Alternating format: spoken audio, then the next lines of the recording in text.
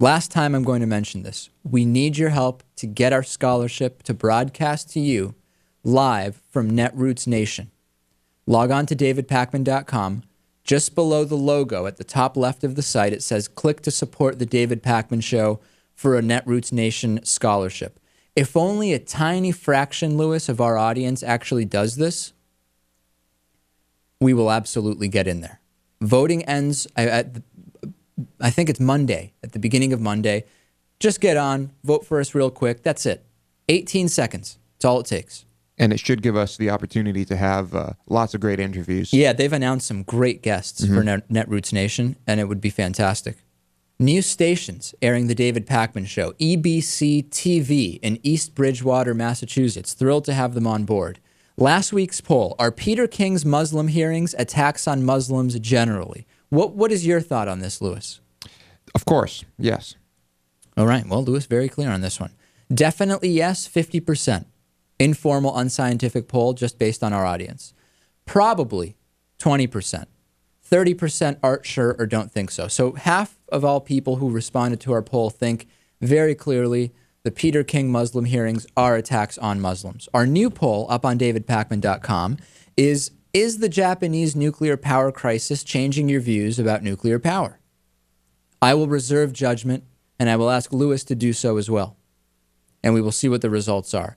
A lot of emails, which you can email us through davidpakman.com, Twitter, YouTube. It's very easy to get your comments heard. A lot of emails about people being incredibly distracted by Lewis's new haircut. If you remember, Lewis had this kind of longer, curly haircut going. And I thought it was going to be just a fluke, but a lot of people, Lewis, saying, what on earth is Lewis done with his hair? I'm incredibly distracted by Lewis's hair. It's what he needs to fix it right away. Right. Well, I would just like to remind people that this is what my hair used to look like. Yeah. So I don't see what the big deal is. People are distracted. I sported this do for a very long time. Mm-hmm. What is that, like a 1 on the side? A what? Is a 1? No, it's a little bit longer than that. Yep. I don't know. What do you ask for exactly when you go in? I say, just cut it real short, real close to the skin on the sides, a little bit longer on top. Yeah. And is this a dry cut? It's like a old-time barbershop type place? Old school. Yep. Lewis with the dry cut. That's how I roll. Is your scalp itchy? It's the headphones. Okay. Very annoying. Well, Lewis, I'm putting you on notice. People are taking notice of what is going on, and people are asking you to cease and desist. Well, I'm sorry, but I can't glue it back on. Pollination and bee problems. Artificial pollination technology does exist. It consists of human workers with small brushes. Not kidding, they do it in China. It's true, they do. Is it? I have no idea about that. Yes, but of course, then you're paying for people to do it. But they do. They take little brushes and they go all over the place with ladders and stuff, and they self-pollinate. Wow. The bees are fed up with corporate tyranny. It's a global bee union strike. And I think almost every single person I've ever met knows about this coming crisis. You must be around some very well-informed people. Maybe I'm around particularly uninformed people, because almost no one I know knows about the bee crisis. Anti-union bills popping up all over the country. Pretty much neutral on this, but the results are caused by the people that voted the House members in. They chose this path indirectly. I disagree. I think that there has, for a long time, not been a reflection of the will in the people in legislation that is passed at the state and government level. You know what? I hope the current anti-union push by the Republicans only helps to make unions stronger. They may have just unleashed the... All right.